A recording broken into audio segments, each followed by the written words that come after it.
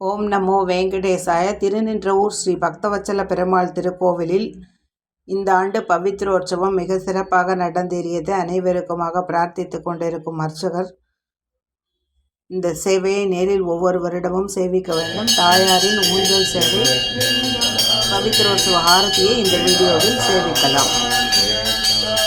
அனைவருக்குமாக பிரார்த்தித்துக் கொண்டிருக்கிறார்.